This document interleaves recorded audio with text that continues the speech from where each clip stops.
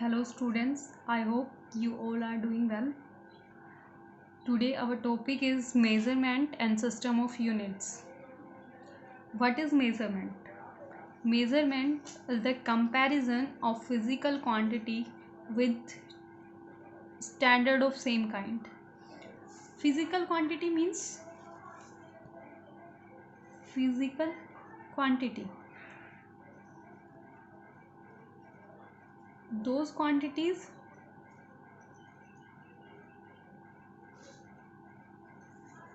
in terms of which physics law can be expressed. जिसकी terms में हम physical law को क्या करते हैं, फिजिक्स के लॉ को एक्सप्रेस करते हैं, like F is equals to M A. तो यहाँ पे फोर्स, मास, एक्सेलरेशन, ये सब क्या है, फिजिकल क्वांटिटीज़ हैं. अब इनका मेज़रमेंट करना क्या कहलाता है? मेज़रमेंट मतलब मास है, मास का मेज़रमेंट क्या कहलाएगा? उसको उसी के टाइप के किसी स्टैंडर्ड के साथ कंपेयर करना. जैसे मास, एक्चुअल जो मास की 1 किलोग्राम यूनिट होती है बेटा, वो क्या होती है कि किसी साइंटिस्ट ने क्या किया, 1 किलोग्राम मास किसको बताया कि जब वाटर 4 डिग्री सेल्सियस पे होता है, ठीक है, तो उसका 1 डेसीमीटर क्यूब जो वॉल्यूम होता है, 1 डेसीमीटर क्यूब, उसमें जितना पानी आ रहा है वो 1 किलोग्राम कह दिया उसने. 1 डेसीमीटर क्यूब वॉल्यूम में जितना वाटर आया एट 4 डिग्री सेल्सियस, उसको उसने 1 किलोग्राम कह दिया. अब जब भी हम किसी मास को कंपेयर करते हैं तो उस जैसे हम क्या करते हैं, वेइंग मशीन से वेट करते हैं, तो वहाँ पे हम क्या रखते हैं, वहाँ पे वेट्स रखते हैं अलग अलग पैन में. तो वो वेट्स क्या है, स्टैंडर्ड है, ठीक है. तो किसी चीज़ का मास अगर हम मेज़र कर रहे हैं तो उसको हमें किसी स्टैंडर्ड के साथ क्या करना होता है, कंपेयर करना होता है. वो मेज़रमेंट कहलाता है. अब हमारे पास जो फिज़िकल क्वांटिटीज़ होती हैं उनकी यूनिट्स होती हैं. वो यूनिट्स जैसे मास की यूनिट होती है किलोग्राम, ठीक है. तो कुछ यूनिट्स फंडामेंटल यूनिट्स हैं और कुछ क्या है, ड्राइव्ड यूनिट्स. तो there are two types of units. First आती हैं fundamental units.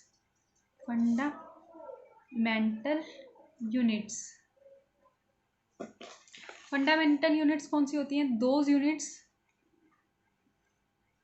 which cannot be derived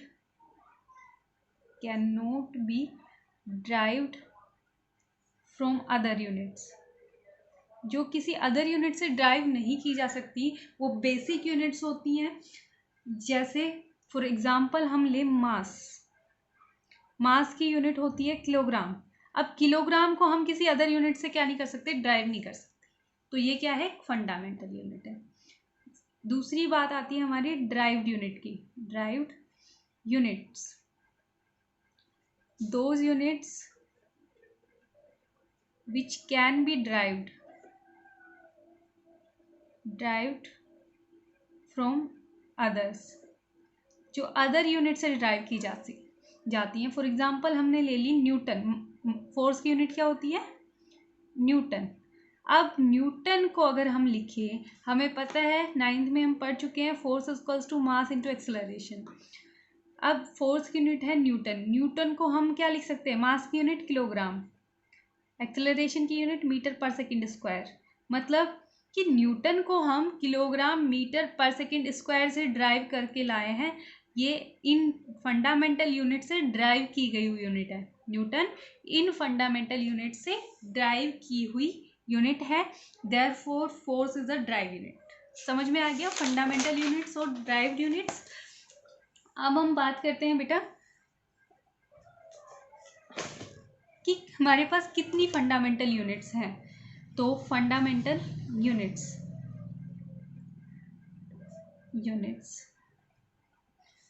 ये हमारे पास फिजिकल क्वांटिटीज़ हैं जिनकी फंडामेंटल यूनिट्स हम देखेंगे कि कौन कौन सी यूनिट्स हैं जिनकी यूनिट्स फंडामेंटल यूनिट्स कहलाती हैं. फर्स्ट आती है बेटा मास की यूनिट है किलोग्राम. सिंबल होता है केजी. सेकंड आती है बेटा लेंथ, लेंथ की यूनिट है मीटर, सिंबल है बेटा एम, ठीक है। नेक्स्ट टाइम, सेकंड होती है और इसका सिंबल है small S, okay. Temperature, unit होती है केल्विन, सिंबल होता है कैपिटल के। उसके बाद आपकी बात आती है करंट, करंट भी एक फंडामेंटल यूनिट है, याद रखोगे। यूनिट होती है एम्पियर, सिंबल है capital A. Quantity of matter, unit होती है मोल, सिंबल है MOL। नेक्स्ट है ल्यूमिनियस इंटेंसिटी, सिंबल यूनिट होती है कैंडेला, सिंबल CD। तो these are the fundamental units.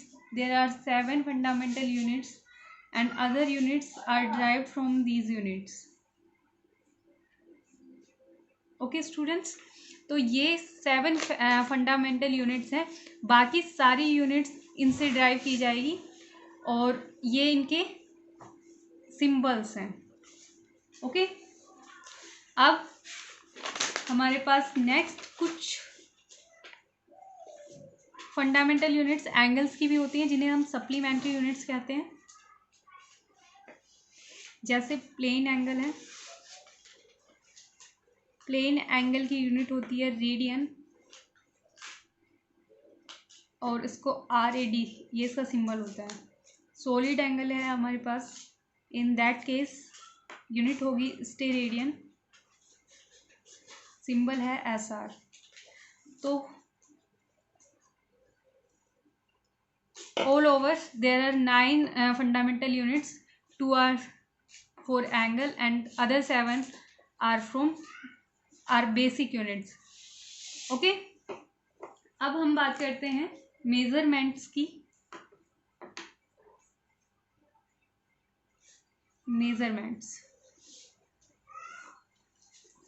Measurements में देखो बेटा, अब फर्स्टली हम जैसे हमारी फिजिकल क्वांटिटी है लेंथ, अब लेंथ स्मॉलर भी होती है और लार्जर भी होती है। अगर हमारे पास स्मॉलर लेंथ है तो हम उनको कैसे मेज़र करेंगे, और लार्जर लेंथ हमारे पास है तो उनको कैसे मेज़र करेंगे। मेज़रमेंट्स हम देख रहे हैं, तो फर्स्ट हमारा आता है measurement of length. Measurement of length कि लेंथ्स को हम कैसे मेज़र करते हैं।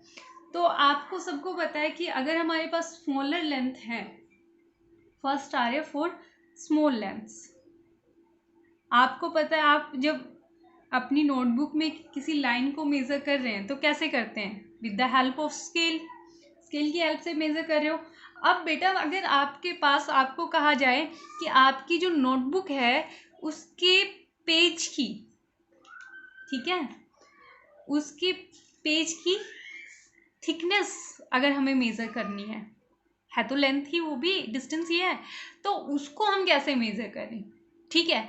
उससे भी छोटा उससे उसके अलावा आपको कह दें कोई बॉल है, बॉल के लिए बॉल की डायमीटर मेज़र करो, उस केस में हम क्या करेंगे, स्केल से तो मेज़र नहीं कर सकते। तो उस केस में कुछ इंस्ट्रूमेंट हैं हमारे पास, जैसे वर्नियर कैलिपर्स हैं, स्क्रू गेज हैं। वर्नियर कैलिपर्स,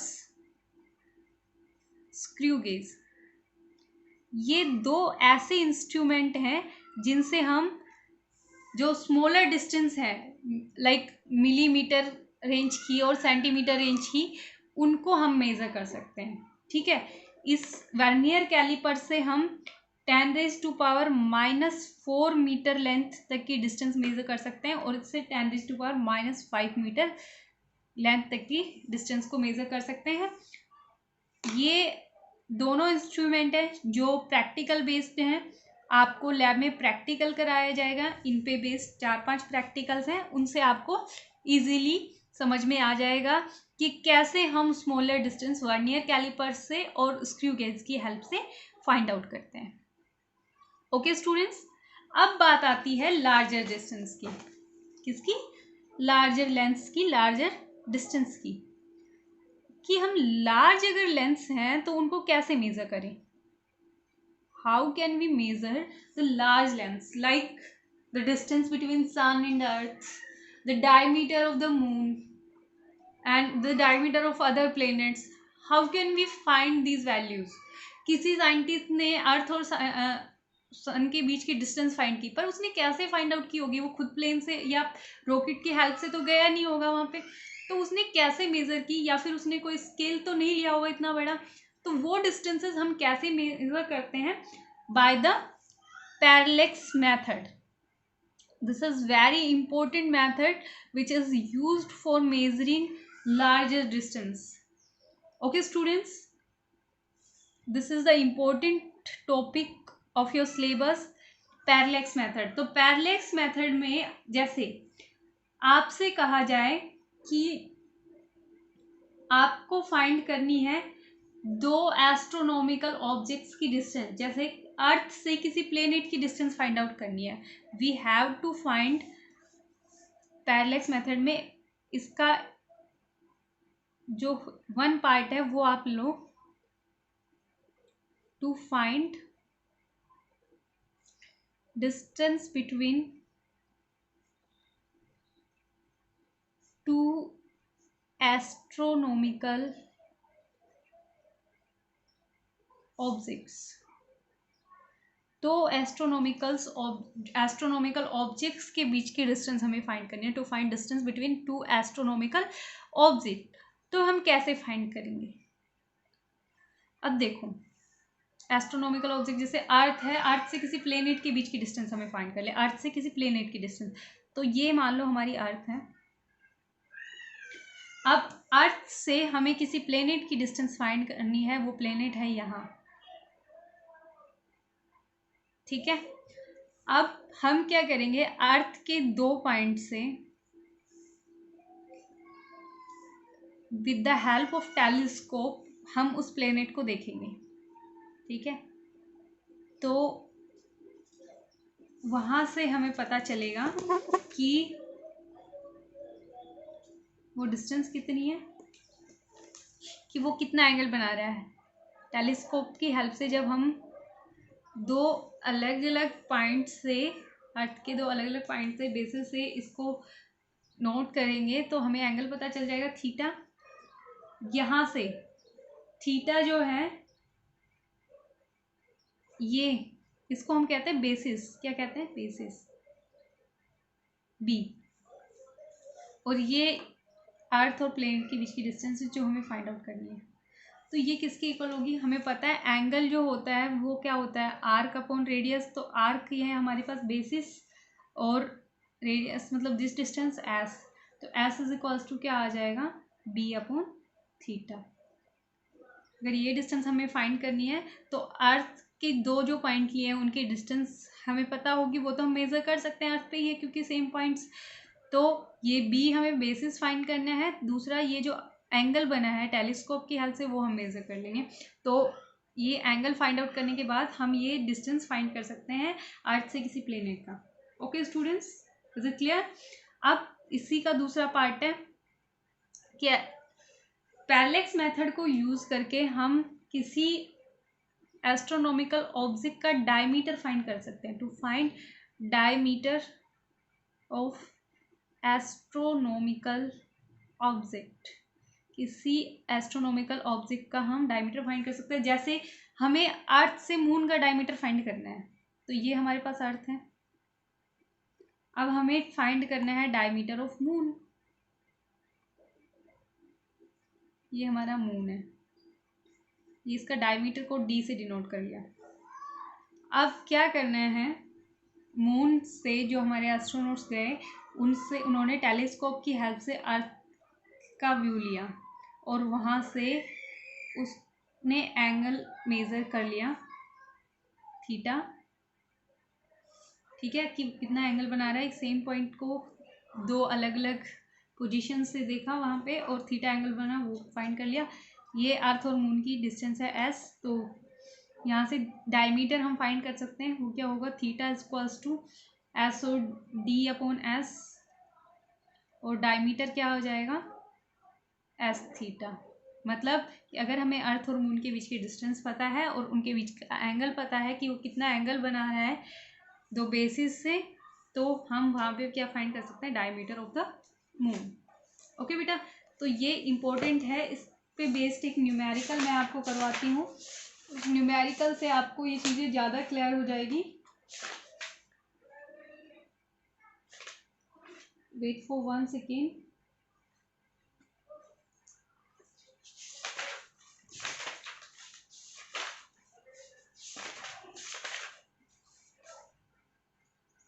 यस बेटा, तो पैरेलैक्स मेथड पे हमारे पास एक न्यूमेरिकल है, the parallax of heavenly body measured from 2 points diametrically opposite on equator of earth is 1 minute. If the radius of earth is 6400 km, find the distance of heavenly body from the center of earth. क्या करना है इसमें, आपको कहा है कि हमारे पास अर्थ है, ये हमारी अर्थ है, दिस इज इक्वेटर, ये इक्वेटर है अर्थ का, इलिप्टिकल शेप की होती है, और ये इक्वेटर है हमारे अर्थ का। उससे इसने कोई हेवनली बॉडी है, उस पे जो एंगल बनाया वो एंगल है 1 मिनट। एंगल कितना है, 1। ये theta is equals to 1 minute. Minute को उस तरीके से लिखते हैं बेटा, मिनट, ठीक है। 1 डैश ये मिनट को शो कर रहा है, एंगल में 1 मिनट होता है, 1 सेकेंड होता है, तो ये 1 मिनट एंगल है। और उसके बाद इसने कहा है कि if the radius of earth is 6400 kilometre, ये जो रेडियस है अर्थ की वो कितनी है, 6400 kilometre. Find the distance of heavenly body from centre of earth, हमें ये डिस्टेंस फाइंड करनी है, एस हमें फाइंड करना है। ये रेडियस हमें दी हुई है तो हम डायमीटर फाइंड कर सकते हैं। तो यहाँ से थीटा जो होगा वो क्या होगा, डी अपॉन एस। हमें फाइंड क्या करना है, एस फाइंड करना है, वो क्या हो जाएगा, D by theta, D by theta. Okay, तो डायमीटर हमें कितना गिवन है वो हम देखेंगे यहाँ पे। डी हमें कितना दिया है, रेडियस दी हुई है 6400 किलोमीटर। यहाँ से हम डायमीटर फाइंड कर लेंगे। डायमीटर क्या होता है, ट्वाइस ऑफ रेडियस, तो 2 इंटू 6400 किलोमीटर कितना हो गया, 6400 किलोमीटर। और ये डायमीटर हो गया हमारा। एंगल जो हमें गिवन है बेटा वो है 1 मिनट। अब इस 1 मिनट एंगल को हमें कन्वर्ट करना है रेडियन में। तो सबसे पहले 1 डिग्री में होता है 60 मिनट्स, 1 मिनट्स में होते हैं 60 सेकेंड्स, ठीक है। ये एंगल होता है 1 डिग्री में 60 मिनट्स, 1 मिनट में 60 सेकेंड्स। अब देखो यहाँ पे 1 डिग्री में 60 मिनट है, तो 1 मिनट में क्या हो जाएगा, 1 अपॉन 60 डिग्री। डिग्री एंगल तो सुना है, तो अगर एंगल है डिग्री में, अगर हमें उसे कन्वर्ट करना है रेडियंस में, to convert angle from degree to radian, degree से अगर हमें उसे किस में कन्वर्ट करना है, रेडियन में, तो देखो बेटा 180 डिग्री जो है वो पाई रेडियन के इक्वल होता है। आपने सुना है 10th क्लास में पढ़ा होगा कि 180 एंगल को, ये जो एंगल होता है इस तरीके से, उसको हम पाई भी लिखते हैं, एंगल पाई, और या 180 डिग्री का लिखते हैं। तो 180 डिग्री में कितने होते हैं, पाई रेडियंस होते हैं। तो 1 डिग्री में कितना हुआ, पाई अपॉन 180 रेडियंस। तो ये हमारे पास 1 अपॉन 60 डिग्री है, तो 1/60 तो है ही, और 1 डिग्री में कितने रेडियंस होते हैं, π/180 से मल्टीप्लाई कर देंगे, π/180 रेडियंस। ठीक है, अब हमारे पास जो फॉर्मूला था उससे हमें क्या फाइंड करना है, एस था हमारा d/थीटा, तो डायमीटर 2 × 60 400, और किलोमीटर्स में है ये बेटा। थीटा की वैल्यू हो गई 1/60, ऊपर चला जाएगा, 180 ऊपर चला जाएगा, और पाई नीचे रह जाएगा। ठीक है, और जब आप इसको सोल्व करोगे तो आपके पास वैल्यू आएगी 4.4 × 10⁻7 किलोमीटर। पाई की वैल्यू 3.14 रख दोगे, और उसके बाद आप इसको जब सोल्व करोगे तो आपके पास आता है 4.4 × 10⁻7 किलोमीटर। तो इस तरीके से आपने उस हेवनली जो बॉडी है, जो हम कह सकते हैं अर्थ से के रेस्पेक्ट स्पेस में है, उसका आपने क्या डिस्टेंस फाइंड कर ली अर्थ से। ठीक है, ये चीज़ ध्यान रखना कि 1 डिग्री में होते हैं 60 मिनट्स एंगल, और 1 मिनट में 60 सेकेंड एंगल, इस तरह से रिप्रेजेंट करने हैं। 1 डैश तो मिनट, 2 डैश तो सेकेंड। अगर हमें कन्वर्ट करना है डिग्री टू रेडियन, तो 180 डिग्री में होता है पाई रेडियन, और 1 डिग्री में कितना हो जाएगा, π/180 रेडियंस। ओके स्टूडेंट्स, तो इसके बेसिस पे मैं आपको न्यूमेरिकल्स दूंगी वर्कशीट के लिए, जो आपको सोल्व करने होंगे। ध्यान से समझ लेना उसको। Okay students, thanks a lot, take care.